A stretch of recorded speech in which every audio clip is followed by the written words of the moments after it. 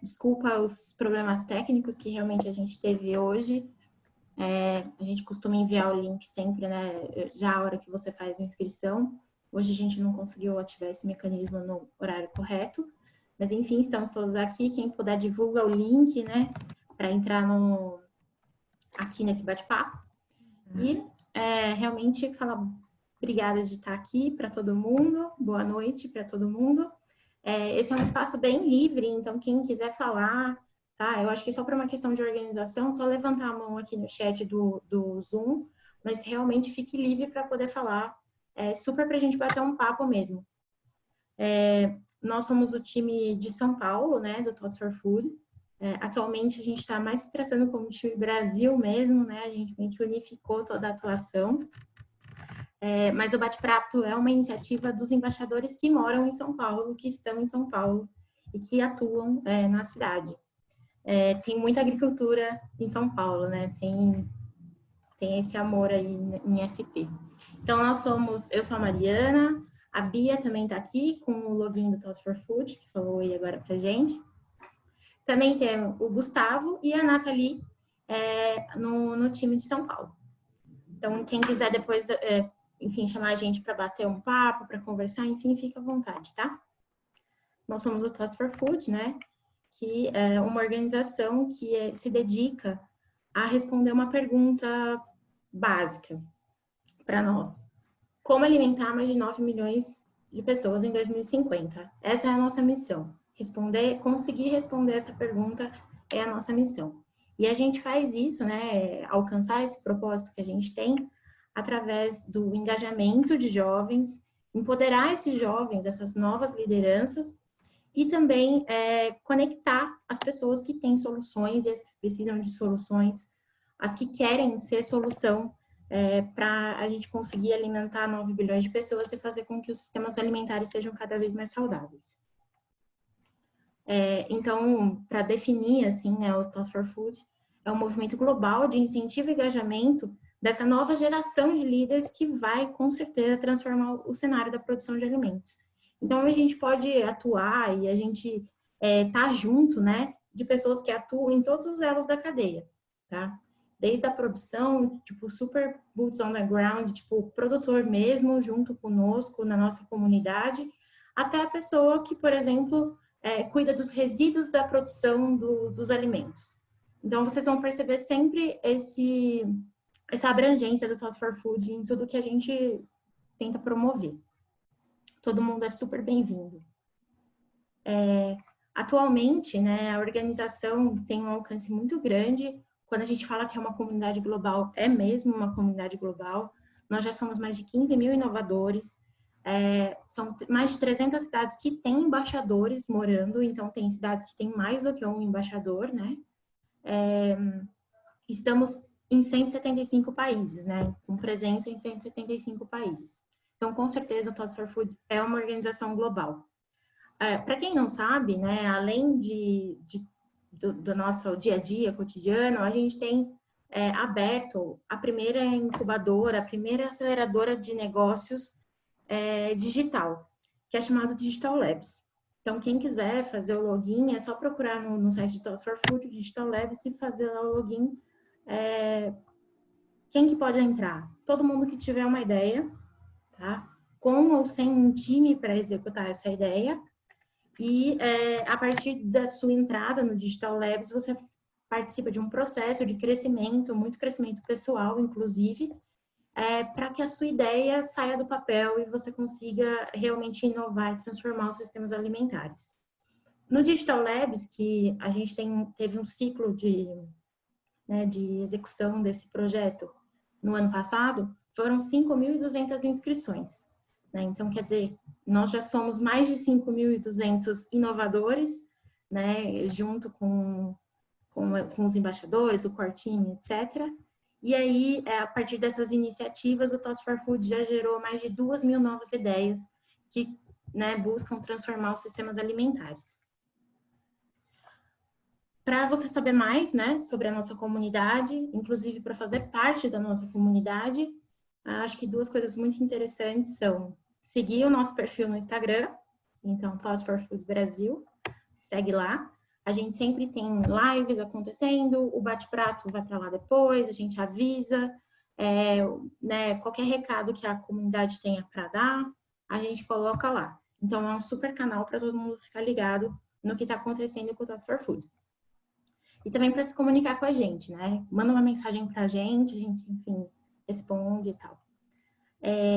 E o segundo passo é se tornar um embaixador, né? Então, eu, Gustavo, a Nathalie e a Beatriz somos embaixadores, moramos em São Paulo, mas como eu falei para vocês, tem diversos outros embaixadores, inclusive pelo Brasil, e nas cidades onde ainda não tem um embaixador, a gente quer que tenha um embaixador.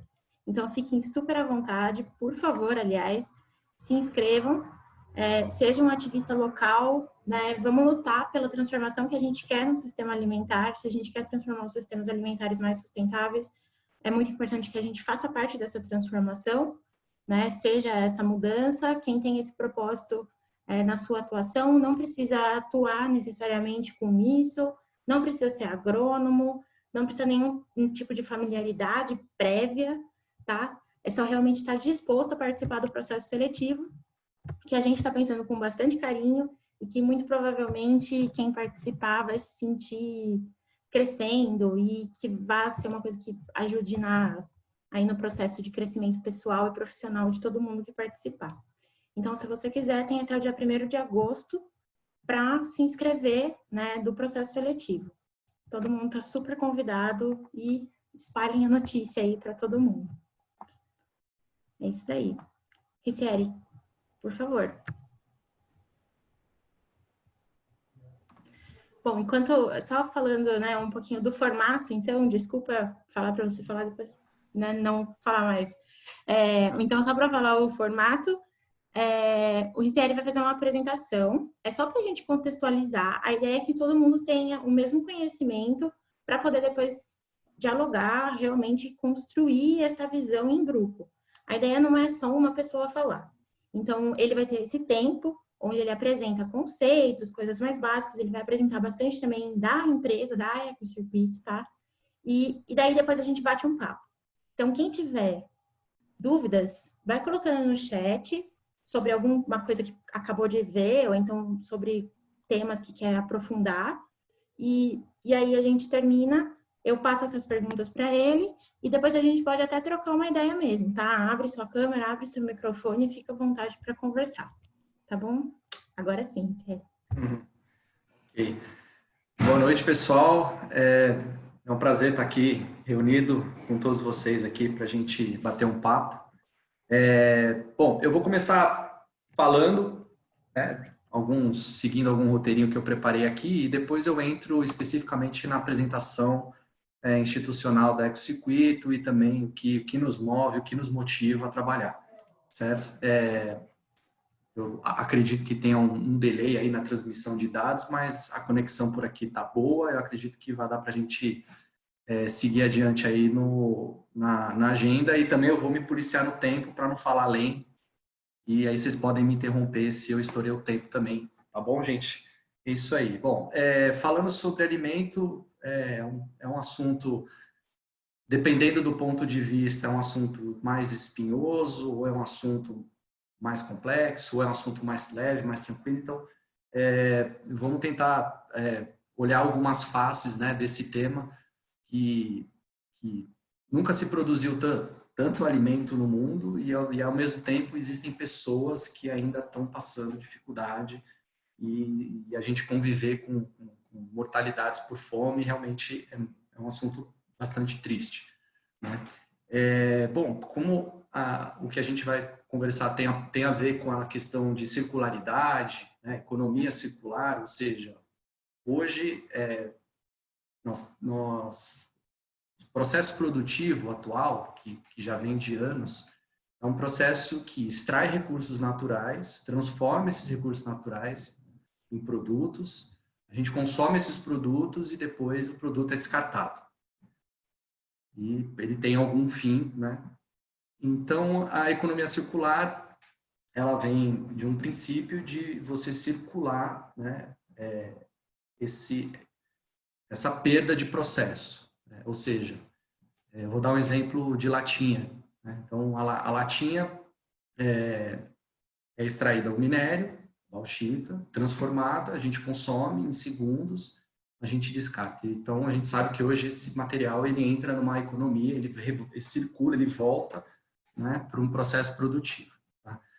Especificamente sobre a questão alimentar, né, é importante a gente assimilar esse conteúdo desde o processo produtivo dos alimentos, o transporte para chegar em grandes centros de distribuição, depois chega no supermercado, depois chega nas nossas residências, ou chega em cozinhas profissionais, e analisando esse processo como um todo, desde a produção, distribuição, consumo e descarte, você tem muitas perdas desse processo. Se perde muito na colheita, se perde muito alimento no transporte, dentro dos supermercados, aquele produto que está disponível para a gente consumir, ele tem uma certa validade, depois, se não foi vendido aquilo que se propôs a vender, aquilo vai ser descartado no fundo de loja, né? E nas nossas residências, quando a gente compra também, a gente prepara, né, a casca dos alimentos, enfim. E para as cozinhas profissionais, aí já é um microprocesso ali, né, que tem várias fases, a gente vai ver um pouquinho mais para frente, que também gera esse desperdício, né? Então, como que a gente consegue reduzir esses desperdícios e como que a gente consegue circular, pensando no contexto que as cidades estão aumentando e vai ter muita gente para ser alimentada nos grandes centros urbanos, né? Então, é importante a gente, dentro desse conceito de circularidade do alimento, né, adquirir alimentos produzidos de forma regenerativa e, quando fizer sentido, localmente, né, aproveitar os alimentos ao máximo e desenvolver e comercializar produtos alimentícios saudáveis, né. Hoje é possível a gente perceber que já tem grupos se reunindo, ou associações de bairros, pensando em como produzir alimento nas cidades, né, do ponto de vista também de qualidade desse alimento e deixar ele mais próximo do centro de consumo, né? Então, é um assunto que é bacana, que já existem iniciativas já acontecendo, e que é importante a gente, né, tentar consumir menos produtos industrializados com conservantes e outros insumos e consumir um produto com qualidade que a gente sabe quem produziu, como produziu, e que vai garantir vitaminas e que seja nutriente para nós, certo? Bom, além disso, de tudo que eu falei, claro, de uma forma muito mais ampla e genérica, a gente pode aprofundar depois para quem quiser perguntar. Olhando, agora eu vou olhar um cenário de cozinhas profissionais, né? Além da produção do alimento, que é o foco principal de uma cozinha, oferecer refeição para funcionários de indústrias, praças de alimentações de shoppings ou restaurantes de ruas e tudo mais, existe um outro assunto também que a gente quer discutir aqui com vocês, que é a questão da reciclagem de embalagens, né? Por minha experiência profissional, tendo contato com cozinhas, isso veio, né, mais recentemente, que eu observei que a dinâmica de uma cozinha é muito, muito rápido, o processo, são vários processos sendo feitos ao mesmo tempo, e alguém, para olhar essa parte de descarte de recicláveis, acaba dificultando um pouco, e é uma provocação boa que a gente faz, né, para os nossos clientes, que isso tem um grande potencial, né? Ainda mais agora nesse contexto que a gente vive, né, por questões sanitárias, né, o uso de embalagens descartáveis está aumentando, e até mesmo para garantir segurança alimentar, né? Então, esse é um assunto que dá para ser explorado, dá para se fazer um plano, dá para se desenvolver uma estrutura para que essas embalagens de arroz, de açúcar, por exemplo, caixa de papelão é muito mais, ele é separado de forma mais recorrente nas cozinhas, porque é um material que é grande, ocupa espaço, ocupa volume, Então, eles conseguem fazer a separação do papelão e acabam esquecendo dos outros materiais recicláveis, né? Bom, pegando agora um pouco de cozinhas, né, no segmento de rua, né, de bares e restaurantes e por aí vai, é possível também desenvolver ali uma microestrutura, né, para fazer essa segregação tanto da fração de orgânicos quanto fração de recicláveis e rejeitos, né? Solução para orgânico, eu vou falar um pouquinho mais adiante, né? Fiquem aí que vocês vão ver aí uma solução super inovadora para essa fração de orgânicos, tá? E também, por exemplo, tem um exemplo no Rio de Janeiro, que é um pessoal do ciclo orgânico, é um pessoal que utiliza bicicleta e utiliza bombona para fazer a coleta dessa sobra de orgânicos e encaminha para um processo de compostagem externa, né? É um exemplo bacana. Tem outros exemplos, por exemplo, tem grupos de catadores de resíduos, né, o Cataqui, por meio de aplicativo aqui em São Paulo. Se você tiver ali o material reciclável bem separado, bem segregado, um simples contato via aplicativo ou ligação telefônica, é possível fazer esse atendimento para destinar. Em alguns bairros de São Paulo, a prefeitura já desenvolve coleta seletiva porta a porta, isso para quem nem é de área de cozinha profissional, enfim, nem de restaurantes, né? Nós consumidores, né? Nós dentro de nossas casas, alguns bairros já têm a coleta seletiva em alguns dias alternados, né? Diferente dos outros dias que são o caminhão que acaba levando para o aterro, né? Então, existem possibilidades. É importante que a gente desenvolva essa curiosidade de conhecer mais o nosso território, de conhecer mais onde a gente vive, de conhecer mais as opções que tem à nossa volta para que a gente possa cada vez mais desenvolver essa prática de separar os resíduos. Existem composteiras domésticas também, como uma fonte, uma alternativa, né? E que a gente possa também participar de toda essa articulação global para reduzir os impactos ambientais e para a gente também falar de agenda aterro zero, que também é um conceito que a gente trabalha enquanto ecocircuito. Eu vou compartilhar minha tela com vocês agora e aí vocês me falam se vai dar certo.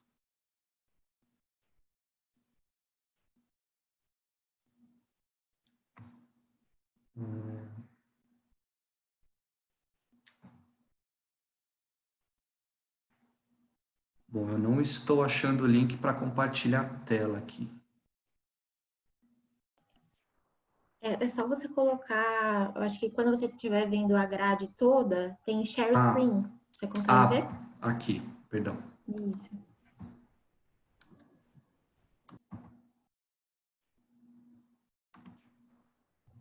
A gente está vendo a sua tela, tá? Ok. Bom, agora eu entro numa apresentação da Ecocircuito, que é uma consultoria, trabalha com consultoria e assessoria para gestão de resíduos, e também a gente oferece uma solução dedicada para a sobra de resíduo orgânico. Bom, agora falando um pouco desse conceito de agenda aterro zero e também alguns números, né, para compartilhar com vocês, né, essa informação. Então, aqui a gente percebe que a população mundial, a população global vai aumentar, isso é uma tendência, né? Aí uma expectativa do Banco Mundial de que até 2030 teremos 1,3 bilhões de pessoas a mais no planeta e 95% delas vivendo em cidades, né? Se aglomerando em cidades e tudo mais. Então você vai demandar um maior consumo de alimentos, né? Maior logística, né? E, consequentemente, aumentando o consumo, né? E óbvio que nessa velocidade que a gente está extraindo mais recursos da natureza, transformando e consumindo, e a capacidade de reposição desses recursos naturais fica cada vez mais limitado, né? Então, seriam necessários aí 2 planetas Terras para suportar o consumo, né, que a humanidade demanda, né? daqui 10 anos. Então, a gente precisa começar a desenvolver novas formas de gerar menos impactos aí para o meio ambiente, seja empresa, pessoa física e por aí vai. E aí o problema do lixo, né? Ou seja, no Brasil, metade das cidades ainda não tem estrutura para coleta seletiva, né? Citei aqui um caso de São Paulo, que está mais próximo da gente, né? Que em alguns bairros isso já existe, outros ainda não, precisa ser desenvolvido, né? Eu já tive um pouco de experiência própria, né? Já tive situações em que eu não tinha isso disponível, uma coleta seletiva, um ecopom, eu acabava juntando esse material em casa, depois eu levava para algum lugar, alguma instituição, algum sucateiro, por exemplo, ou às vezes levava para o supermercado. Bom, nós temos o problema dos lixões ainda, que é um grande impacto do meio ambiente, que esses lixões ainda, infelizmente, fazem parte da realidade do Brasil. Pela Política Nacional de Resíduos Sólidos, esses lixões já deveriam ter sido desativados, extintos. Infelizmente, não é essa a realidade. Tem lixões que foram reativados.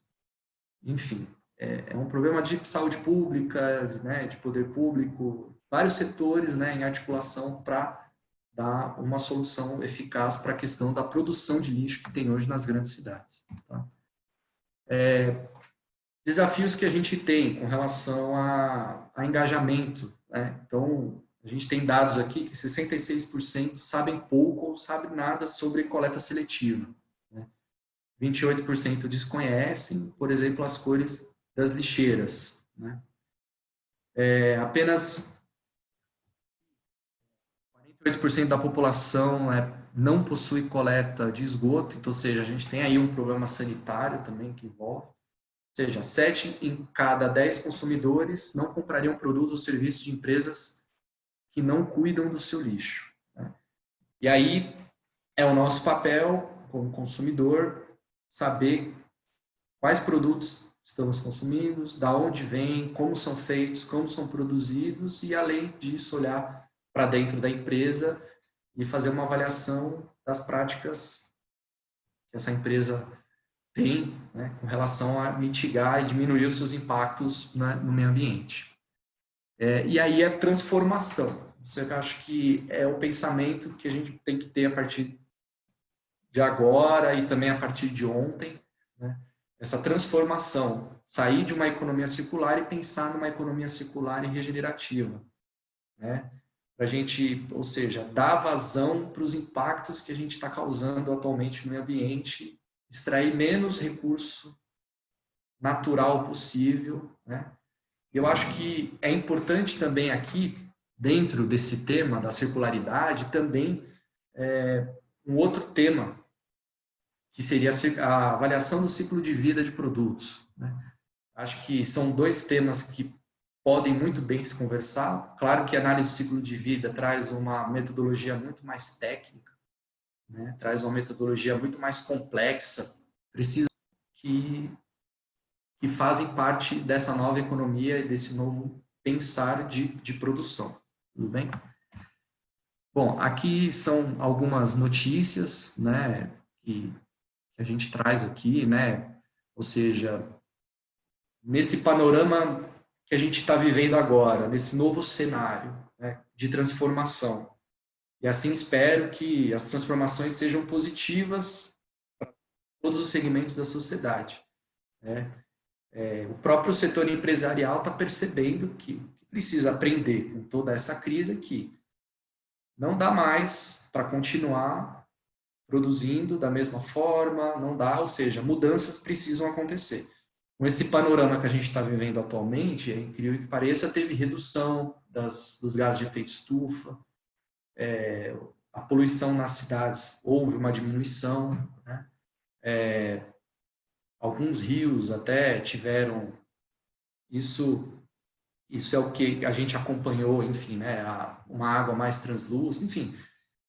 Essa parada que o mundo inteiro teve, né, proporcionou e acionou pontos da nossa sociedade que a gente precisa olhar e agora a gente precisa dialogar e agora a gente precisa mudar. Ou seja, realmente causamos impactos, né? Eu vi acho que na Irlanda ou na Escócia, se não me engano, os animais invadindo as cidades, né? Ou seja, a vida na floresta indo para a cidade porque não tem movimentação, as pessoas estavam em casa e por aí vai. Então, eu acho que esse é um ponto de partida para a gente olhar o que foi feito de errado até agora e como a gente pode melhorar daqui para frente, né? Bom, com gestão de resíduos, a gente consegue proporcionar oportunidades e benefícios. Então, a gente tem aí, né, benefícios financeiros, operacionais, institucionais e ambientais. Isso é um trabalho que a EcoCircuito desenvolve, junto com os nossos clientes, com empresas interessadas em conhecer o nosso trabalho, né? A gente faz um diagnóstico, a gente olha como que está a situação, para onde está o resíduo, como está indo, se é que está indo, né? E a gente busca colocar de forma planejada as orientações e recomendações de como fazer essa gestão acontecer de forma eficiente, juntamente com a implantação do plano de gerenciamento de resíduos sólidos, certo?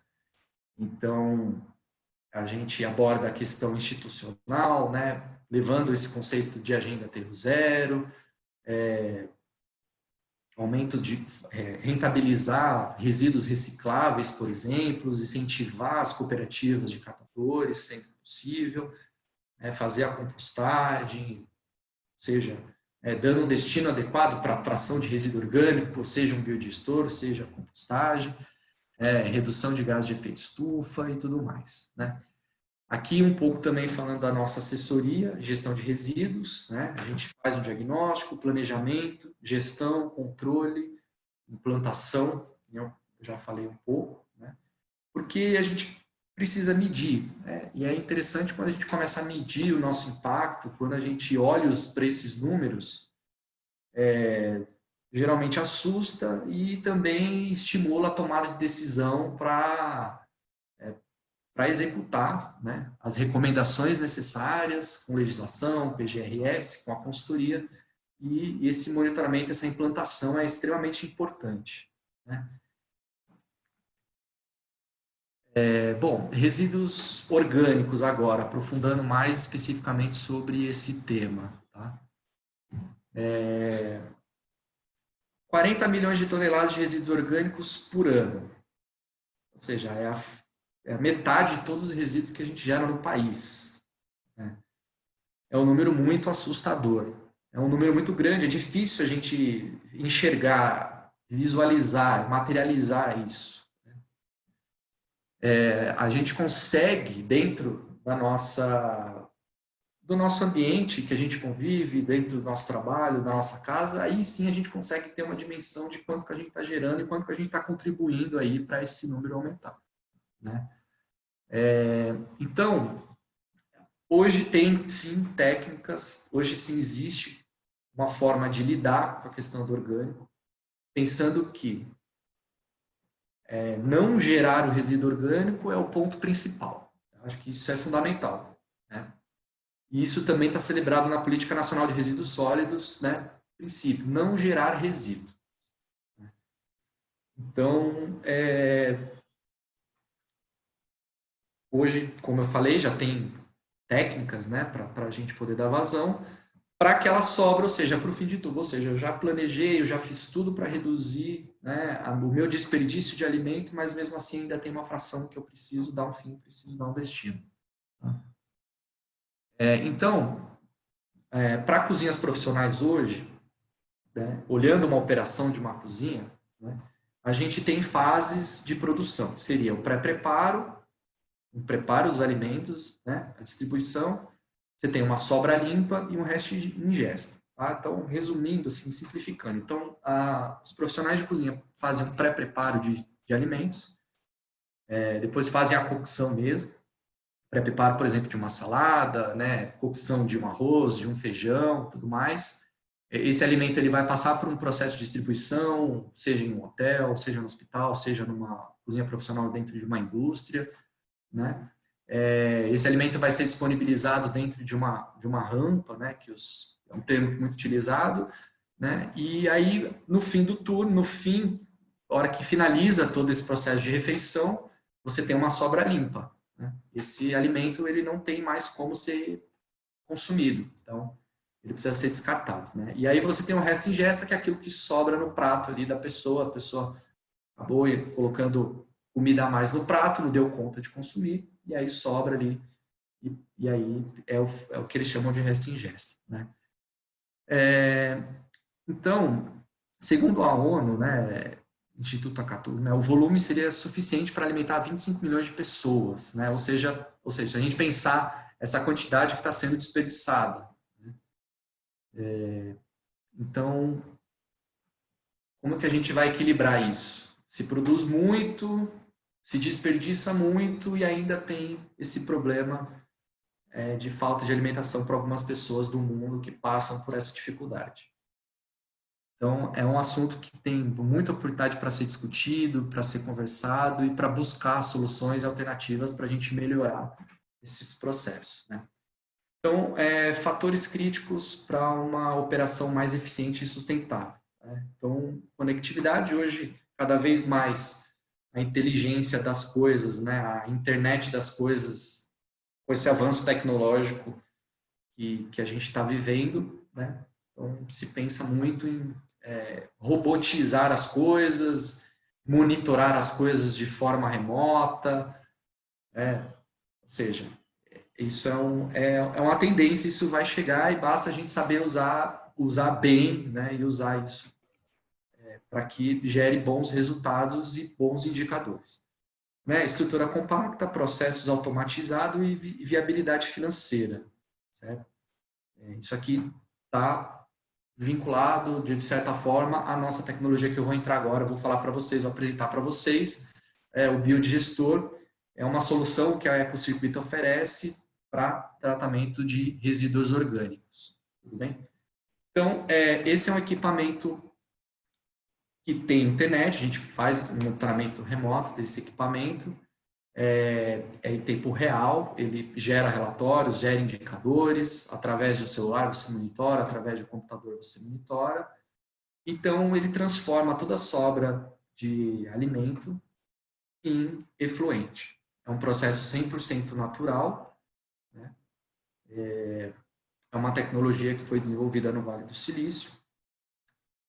Para essa máquina funcionar, é necessário água a 40 graus, certo? Seria um ponto de internet e um ponto para o descarte do efluente. Basicamente, né, falando de infraestrutura. Né?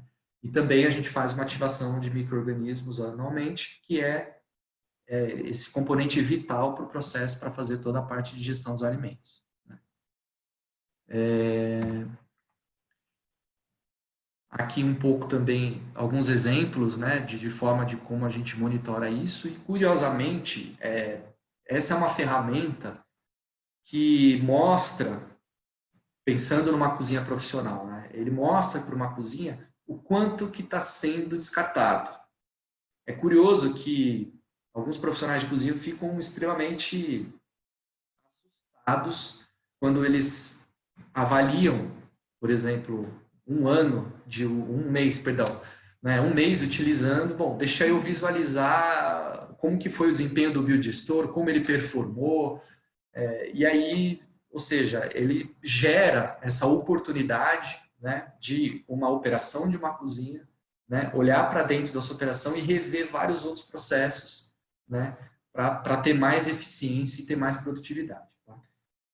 Um benefício importante desse equipamento é o que ele encurta a distância de destinação de resíduo orgânico, por exemplo. Como a gente levantou, como a gente informou aqui, eu acabei de falar para vocês, 40 milhões de toneladas, né, de sobra de resíduo orgânico, ou seja, está indo para onde? Acredito que boa parte está indo para aterro. Aterro tem vida útil, aterro ele tem fim de vida e a gente precisa usar menos esse recurso. Tá? O biodigestor ele faz o tratamento in loco, né? Ou seja, não se faz mais necessário o caminhão indo até o local, pegando, coletando, enfim. Eu vou passar um vídeo para vocês aqui também, que esse vídeo vai ser bem explicativo. seja, você reduz pegada de carbono, esse caminhão quer gastar combustível para transportar o resíduo longe, para um aterro, ou seja, que não ia ter serventia nenhuma. Né?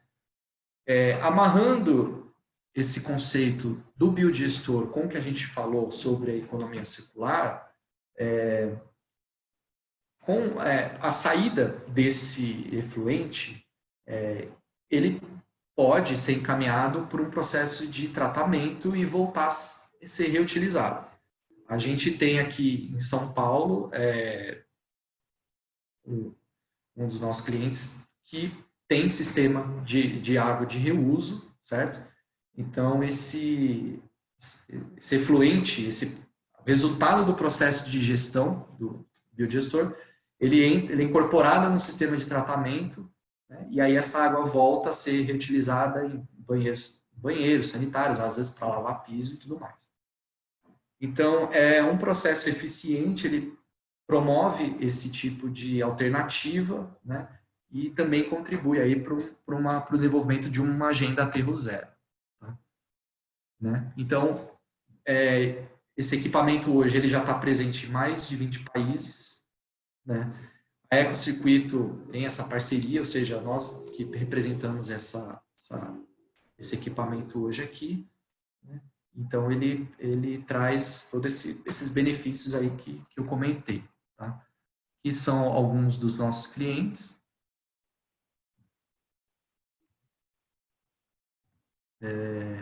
Aí aqui seria um caso, né, um case, que foi exatamente esse que eu mencionei, né, que é o edifício Pátio Malzone em São Paulo. Né? Então, o nosso biodigestor está lá, ou seja, são 5 restaurantes que tem dentro do complexo, dentro do edifício. Então, toda parte da sobra desses alimentos, ele vai para o biodigestor e a outra parte vai para uma desidratadora de resíduo orgânico, depois passa por algumas outras fases, tá? É importante destacar que o biodigestor tem um princípio assim de que tudo que nós comemos, como seres humanos, óbvio, né? O biodigestor também come, tá? Então, por exemplo, até a proteína animal é possível colocar no biodigestor para participar, junto com as outras sobras de alimentos serem digeridos. Tá? E aí, dentro do edifício Pátio Malzone, né, tem lá o processo de estação de tratamento e depois a água volta. Tá? Bom, com esse panorama todo que a gente está vivendo, o edifício ele ainda se encontra fechado, né? Mas assim que as coisas melhorarem, as coisas retomarem, é possível fazer uma visita. Vocês podem entrar em contato conosco, a gente faz uma visita agendada para vocês conhecerem essa solução e conhecer de perto como que funciona. E conhecer também toda a parte de gestão de resíduos que o edifício tem, que também é bem bacana. Tá? Então é isso que eu tinha para passar para vocês. Né? Então, até 2025, a nossa meta é desviar 100 mil toneladas de resíduos orgânicos de aterros, gerar 300 mil metros cúbicos de água de reuso, né? E transformar, né, os nossos parceiros em agentes ambientais também. Eu fico à disposição, espero que eu não tenha extrapolado o tempo aí, e obrigado.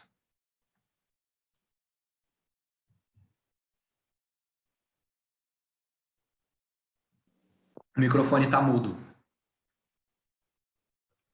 Obrigada por avisar.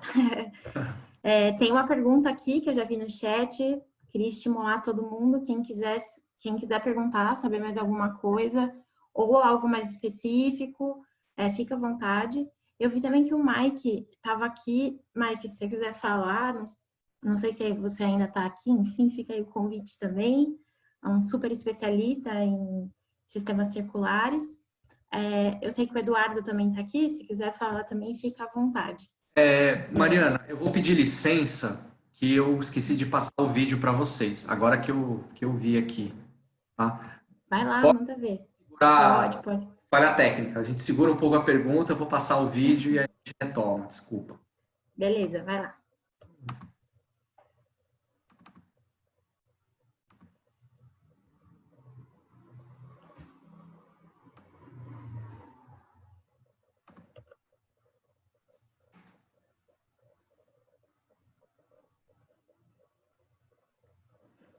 Acho que tá sem o som.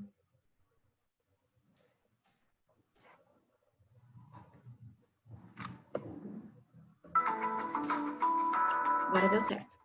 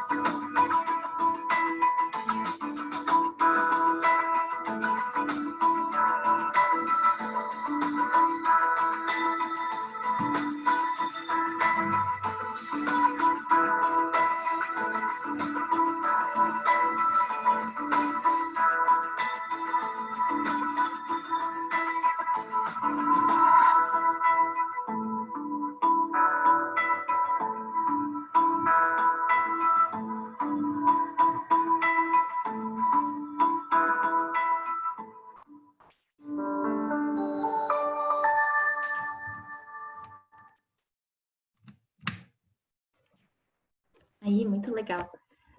Que bom, né, gente, que essas tecnologias estão acontecendo, estão se desenvolvendo, que eu acho que a gente precisa muito, realmente. Teve uma pessoa que fez uma pergunta aqui, né, sobre que durante a pandemia, ela viu algumas notícias sobre produtores descartando enormes quantidades de alimentos produzidos, hortaliças e leguminosas. Ela citou até que foi em Mogi das Cruzes esse exemplo né, que ela viu, e ela queria saber se a gente, acho que é para o grupo todo, não necessariamente só para o Ricieri e para o Edu, assim, tipo, realmente quem quiser falar sobre isso pode falar, se a gente conseguiria, ou então se tem algum tipo de mecanismo para regular e auxiliar, né, esses produtores para que isso não ocorra mais. Não sei se alguém aí quer falar sobre isso, tem alguma opinião? Oi, Mariana, boa tarde. Oi, Edu, tudo Boa bem? noite, na verdade. Essa questão do Covid e o impacto que ocorreu em função o descarte, né, desses alimentos, o que aconteceu foi que muitos produtores não tinham para onde mandar a produção, né, em função do fechamento desses restaurantes.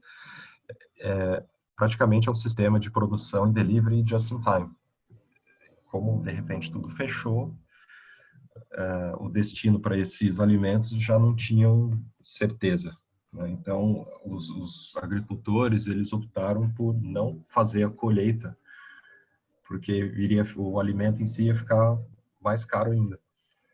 O curioso foi que, durante algumas semanas atrás, teve um hackathon patrocinado pela Cargill, pela USP de São Carlos, e eles buscavam justamente soluções para a indústria de food service no pós-Covid.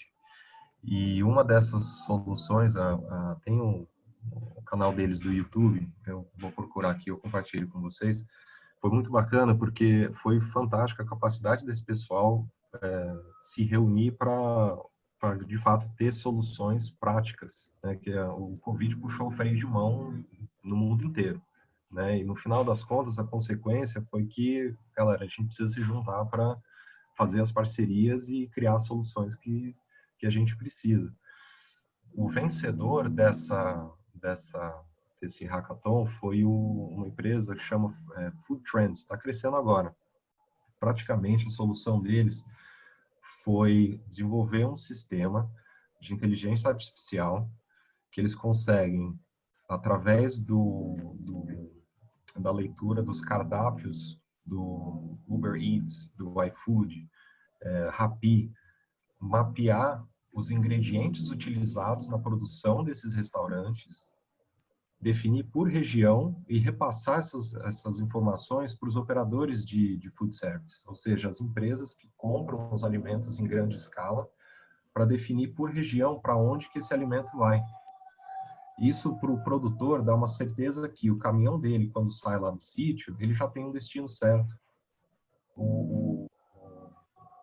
o restaurante tem certeza que ele vai ter o estoque na hora de produzir o alimento. E isso tudo alimentado em tempo real, uma solução que assim tem muito trabalho, né, para amarrar todas as pontas do ponto de vista tecnológico, mas é uma cara do futuro, né, para evitar justamente uma situação que a gente que ocorreu recentemente, onde o produtor não tinha onde enfiar o alface, ele preferiu passar o trator por cima, né? Então em tempos de crise sempre tem novas inovações e novas soluções. E eu acho que esse exemplo é um exemplo fantástico que vale ser abordado, porque a circularidade do alimento é algo que é muito difícil fazer. Nesse caso, o alimento ficou onde ele deveria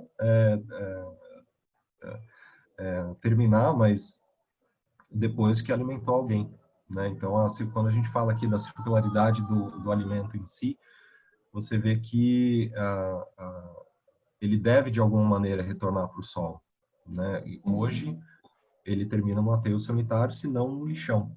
Então, é um ciclo que precisa ser quebrado de uma maneira que o alimento cumpra o seu principal propósito, que é alimentar as pessoas.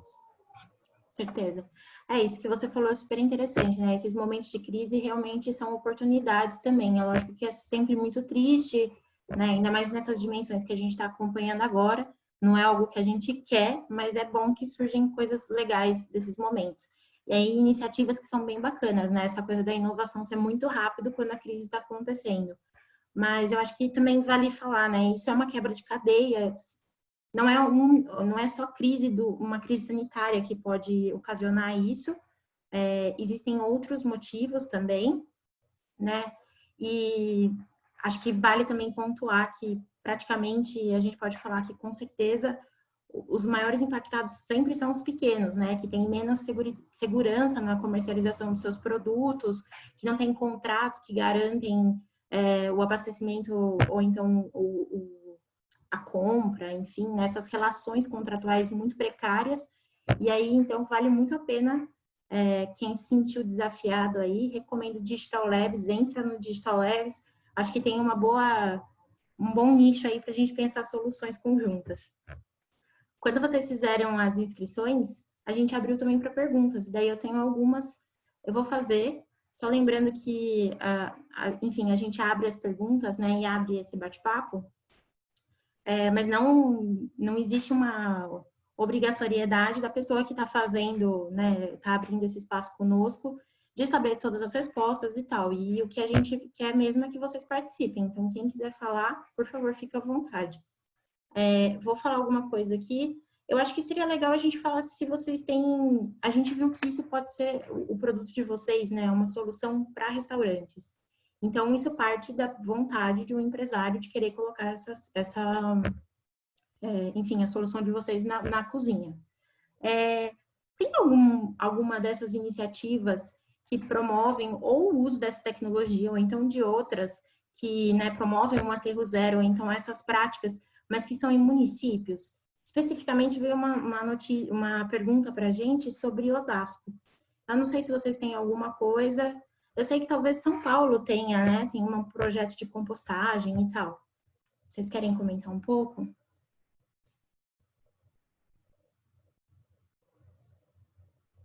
Edu, você... Oi, bom, eu sei que em São Paulo, na Lapa, tem espaço que se faz a compostagem, né? Especificamente em Osasco, eu conheço, inclusive, a Thaisa está aqui, que é uma colega que participa do projeto, se ela quiser falar também, que é um projeto que eles produzem alimentos, né, em alguns espaços da cidade. O pessoal se organizou para produzir alimento. E aí eles montam uma cesta de alimentos que são produzidos de forma orgânica. E aí quando você compra uma cesta é doada para uma mãe que está cuidando de um filho sozinha, que está nesse momento, nesse panorama, está precisando de auxílio, enfim, e tudo mais. Posso aproveitar então, pegar a palavra um pouquinho? Por favor, Thaisa, fica à vontade. Obrigado. Bom, Primeira coisa, em São Paulo tem 5 subprefeituras que têm pátio de compostagem. Eles fazem uma compostagem termofílica, né, primeira. E recolhem, né, o biofertilizante que sai, né, o churume, tem um sistema de drenagem para recolher isso. E o composto eles usam para os parques públicos e também para as pessoas que moram em São Paulo. Você pode ir lá com o comprovante de endereço e retirar o seu pacotinho de composto, né, de adubo. Então, tem na subprefeitura da Lapa, que você falou, tem na Sé, tem mais 3 lugares que eu não lembro. A primeira foi na Lapa, e eles recolhem ali os resíduos orgânicos, enfim, os resíduos das feiras ali da região. Então, mais ou menos 50 feiras, eles recolhem e levam nesse pátio, né? E fazem esse processo. Em Osasco, eu não conheço nenhum processo assim, parecido com o deles, né? E Osasco tem um programa de agricultura urbana, um programa da prefeitura que tem mais de 10 anos já, é antigo, ligado à Secretaria de Geração de Trabalho e Renda, né? Então, a prefeitura cede terreno, às vezes são esses linhões, né, que faz parceria com empresa de energia elétrica e tal, ou parceria privada também, enfim, tem espaços que estão ociosos e aí eles fazem um cadastro das pessoas que têm interesse em plantar e tem todo um programa de economia solidária e tal, para essa galera produzir e gerar renda através dessa produção, né? E é uma produção sem veneno. Então, em Osasco tem mais de 10 hortas que tem esse perfil ligado à prefeitura. Tem horta também independente, tem uma ONG também que tem um esquema de horta. E aí o nosso grupo na pandemia chama Ecos, né? A gente faz isso que o Ciari estava falando, né? A gente compra os produtos deles, não só deles, porque as hortas, por ter esse perfil comercial, produzem muitas folhosas, né? Que tem um ciclo mais rápido, gira dinheiro mais rápido. Mas algumas coisas de substância, que tem ciclo maior, né? Uma mandioca, que é uma gestação de 9 meses, batata doce, né? Essas coisas que ocupam mais espaço por mais tempo, a gente não consegue encontrar ainda na cidade. Então, a gente acaba pegando de cidades vizinhas, do MST, produção Sorocaba, de Cajamar, Franco da Rocha, enfim. E aí a gente vende essa cesta para sustentar esse projeto de doar cesta para mãe solo, em situação de vulnerabilidade, aqui, né, na cidade de Osasco. E também investir na agricultura urbana. Tem uma horta parceira também, que a gente quer expandir os plantios e diversificar mais, né? Então, trazer essas coisas que não tem para cá, para a gente ter mais soberania alimentar, segurança alimentar mesmo, os próprios agricultores, uma diversidade.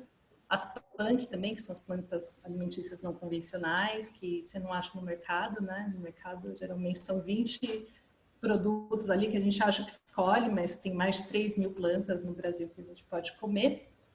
Então, a gente tem esse propósito também de disseminar, fazer essa ação educativa, assim, a gente manda sempre uma punk na cesta e um material informativo explicando, e às vezes até como plantar a partir daquilo que chega na cesta, né? Então, o inhame está brotando, você pode tacar na terra e ter um inhame na sua casa, né? Então, tem tudo isso que envolve esse projeto do Ecos aqui na cidade de Osasco, né? E Obrigada, Thaisa. Né? Tá super novo ainda. Mas é isso, só para que legal. Já temos uma ponta aí para o próximo bate-prato.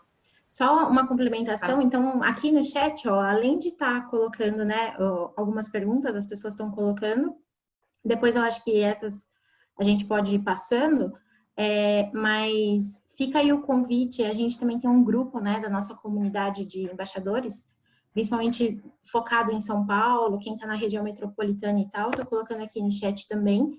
A gente tem algumas pessoas, eu lembrei muito desse grupo, porque a gente tem uma pessoa que é a Viviane, que é do Sítio Sampa, que também é uma super organização, né, que está, enfim, vanguardista aí na agricultura urbana. É super legal de conhecer. Quem sabe, né, quando passar aí, a gente não se vê por lá, pelas hortas urbanas, né, Thaisa? Quando passar a pandemia. Esperamos conhecer todas essas iniciativas. E aí, você queria fazer uma pergunta? Fica à vontade. Do biodigestor, né? Porque você falou que sai um líquido que pode ir para o sistema de esgoto. Mas qual que é a tecnologia ali? É termofílica? Tipo, qual o processo que acontece lá Não, dentro? Qual que é o recurso que gera algum composto, algum adubo, alguma outra coisa? não, é como tem a presença da água e tem presença de oxigênio, então é um processo que ele vai ter um eixo dentro, né? Então é uma lixeira inteligente, é um processo contínuo. Você não precisa encher de uma única vez, esperar o processo para depois retirar. Não, ele é contínuo, né? Então ele vai ter sempre um peso mínimo, vai ter sempre ali, ele vai estar sempre de barriga cheia, né? Entre aspas, porque é ali onde tem vida, onde estão ali os micro-organismos que vão, cada vez que eles recebem mais alimentos, eles vão atacar aqueles alimentos e fazer toda a digestão. E aí o resultado final é o efluente. Tá bom. Respondida, Thaisa? Sim? Boa. Eu acho que tem uma pergunta aqui da Giovana que eu vou já ligar com outra que eu recebi. Então, a Giovana colocou aqui no chat que existem algumas limitações, né, para uma empresa ter um biodigestor.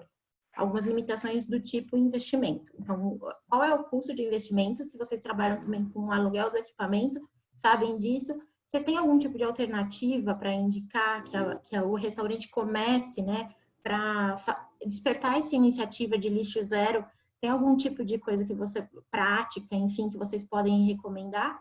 E aí, linkando com uma outra pergunta, nos perguntaram, né, enviaram essa mensagem para a gente. Em relação às barreiras sanitárias, o que a pessoa que tem um restaurante, que gerencia essa cozinha profissional, ou então, enfim, hotel, né, e grandes praças de alimentação, tem que prestar atenção para implementar esses sistemas de lixo zero e tá dentro das normas sanitárias. Faz esse apanhado para a gente? Tá. Bom, o primeiro passo importante é fazer o dimensionamento, né? Nós temos um portfólio de máquinas, então o primeiro passo é identificar, fazer esse dimensionamento e fazer uma avaliação histórica de qual a quantidade de sobra de resíduo orgânico foi produzido, né? E a gente faz esse dimensionamento, né, através, seja do número de refeições, seja também da quantidade de preparo e de descarte mesmo, né? Dependendo de alguns casos, tendo dificuldade, a gente conversa, articula, vai até na cozinha, faz uma medição em campo, faz uma medição em loco, para ter certeza que isso é bastante importante para a solução funcionar, certo? Feito isso, a gente faz uma avaliação de infraestrutura mínima necessária de acordo com as dimensões do equipamento e aonde ele vai ser colocado dentro da cozinha. E o nosso modelo de negócio é o modelo de locação. Né? Tem alguma... Acho que eu me perdi aqui. Tem mais sobre a alternativa? Como é que é? Se vocês têm alguma dica, alguma alternativa para quem quer, tipo, tem vontade de implementar essa política, enfim, esse propósito, Sim, né, de sim. implementar. Sim, a gente está aberto ao diálogo, a gente está aberto a conversas. Quem tiver interesse pode entrar em contato conosco.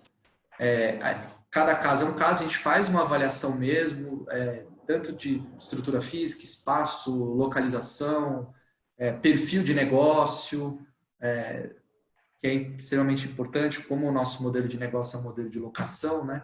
E a gente tem que viabilizar e fazer a coisa acontecer, né? E outra parte também é a parte dos recicláveis, que nem eu comentei, né? Que tem potencial sim para fazer uma segregação nas cozinhas e a gente consegue dar esses inputs, apresentar, né, soluções e alternativas, né? Tudo vai depender, claro, de onde, que lugar, que região. Em São Paulo fica-se até mais fácil de trabalhar porque tem opções em São Paulo para viabilizar essas coisas. Massa, obrigada. Alguma outra pergunta, gente? Alguém aqui que está no chat quer falar alguma coisa? Só, Fica à vocês estão me vontade. ouvindo? Alô? Sim, Oi, só Eduardo, para estamos. complementar, Ariana, foi comentado aqui uma questão a questão sanitária, né? Existe uma preocupação muito grande no local, numa cozinha onde se manipula alimento, né? Então a Anvisa ela tem os protocolos rigorosos, né, de higienização e assim por diante. Normalmente eu diria que 40% do tempo o biodigestor ele é instalado fora da cozinha. 60% do tempo ele é instalado dentro da cozinha na área de lavagem. Digo tempo, mas no perfil dos nossos clientes a nível mundial, né? A gente tem essa representação dessa tecnologia aqui no Brasil. 40% do tempo é o pessoal de facilities que opera o biodigestor. 60% do tempo, de fato, ele está instalado do lado de uma lava-louça, né? Ao mesmo tempo que uma cozinha ela tem esses protocolos de manuseio de alimentos, o mais importante ali é não ter rota cruzada, né? O mesmo caminho que o alimento passa para sair da cozinha não pode ser o mesmo caminho que o resíduo volta, tá? Então, a maioria das vezes, quando o equipamento é instalado dentro da cozinha, ele está do lado de uma lava-louça, porque ali é uma área molhada, normalmente. As cozinhas já têm um protocolo mínimo de instalação, ou seja, azulejo nos pisos, nas paredes, e toda noite é feita a higienização e assim por diante. E como o Richard estava comentando, o processo ele é 100% natural, ou seja, não existe nenhum produto químico para transformar o resto de alimento em efluente. É um processo de biodigestão aeróbia, ou seja, com a presença de oxigênio que, consequentemente, não gera o gás, né, que a gente conhece como os biodigestores convencionais, mais conhecidos como os biodigestores anaeróbios, que geram o gás, eventualmente, de cozinha, né? Então, esses são dois pontos importantes que a gente leva muito a sério, principalmente na fase de dimensionamento. Em alguns casos, o biodigestor não é para todo mundo, no sentido que se você gera 5 quilos, 10 quilos de resíduo de alimento por dia, poxa, você é considerado um pequeno gerador, né? Então, já o grande gerador, pela legislação aqui em São Paulo, é acima de 200 litros dia. Esse pessoal, normalmente, eles têm que pagar uma coleta de resíduos e tem uma despesa para isso, né? O que a gente tem focado, até para viabilizar comercialmente a implementação da nossa solução, são os grandes geradores de fato, né? Então, são cozinhas profissionais que estão lidando ali com 1.000, 3.000, 5.000, 10.000 refeições por dia, que acabam num processo, num volume desse tamanho, acabam gerando 500 quilos por dia de resto de alimento, né? E eu acho que o bacana que a tecnologia traz é justamente entender por que ele está gerando, que essa cozinha gera tanto desperdício desse jeito. Aquele slide que o Richard compartilhou com a gente, falando do processo de produção do alimento, né? Você tem o pré-preparo, você tem a sobra limpa e o resto ingesta. Os resíduos de alimentos, eles acontecem em tempos diferentes. E as razões para que o alimento seja classificado como resíduo também são diferentes. E é justamente onde, medindo quando que isso acontece, a gente traz ações efetivas para evitar que aconteça, né? Ou seja, você está preparando uma salada, por que você jogou tanto alface fora? É uma questão de manuseio, você faz um treinamento para isso. Se você tem muita sobra limpa, ou seja, produz muito arroz e feijão que ninguém come, você ajusta o seu planejamento. Se tem muita sobra no prato, que é o resto ingesta, você fala, bom, ou eles não gostaram da receita, teve alguma coisa errada com o tempero, ou queimou o feijão, etc. Então a pessoa serve no prato e não come. Ou então no final ele tem olho gordo mesmo, né? O olho maior que a barriga, serviu muito, não comeu. Então você faz um trabalho de conscientização de servir apenas aquilo que você vai comer. Então existe um velho ditado: nada se gerencia se você não consegue medir. E a tecnologia, felizmente, traz justamente essa habilidade nossa de medir para poder gerenciar. Oi, gente, até tinha caído, desculpa aqui, não sei se está tudo ok agora. Ainda bem que você estava falando. Bom, é isso, gente, obrigada, achei super interessante. Acho também que uma coisa super legal, do que até a parte que eu vi, que eu acho que vale a gente destacar, é que a intenção não é sempre gerar para fazer o processo virar da biodigestão, enfim. É realmente parar de gerar o desperdício, né? Isso é super interessante, que existem processos e eu acho que vale a pena despertar isso nos restaurantes, nessas cozinhas profissionais, assim, que a gente pode fazer muito. Realmente é muito impactante, né? A instalar essa cultura da não geração de resíduo em todos os processos, nessas fases aí da produção de alimentos, como vocês citaram. Super interessante. Gente, então, alguns recados só para a gente finalizar. No começo eu falei que a gente começa super pontual, então acho que, sei lá, 6:01 eu estava falando. A gente também termina pontual, quando não, a gente vai pedindo autorização para ficar um pouco mais. Se alguém quiser falar, fica à vontade. Tem alguma mais pergunta? Se não, a gente vai fechando. Tem alguma pergunta? Tem aqui? Não, só muito obrigada. E fiquem à vontade, então, no chat eu coloquei o link, né, para vocês, se vocês quiserem fazer parte da nossa comunidade no WhatsApp, a gente está sempre trocando informações sobre tudo que é relacionado aos sistemas alimentares, então não é só sobre agricultura, do tipo produção de alimentos, é também até o final do tubo, enfim, comercialização, produção de alimento, tudo que vocês possam imaginar. Fiquem à vontade para se juntar a nós e deem uma olhada lá no nosso Instagram, nos canais Thoughts for Food e participem do processo de novos embaixadores, né? A gente está com esse processo seletivo aberto. Fiquem à vontade também para perguntar, ter dúvidas sobre isso. A gente está super disposto a esclarecer. Acho que é isso. Obrigada pela participação de todo mundo. Obrigada, Ricieli. Obrigada, Edu. Obrigado, Mariana. A gente se vê, então. Obrigado Tchau, a gente. todos. Muito obrigada. Boa noite, viu? Tchau, boa noite.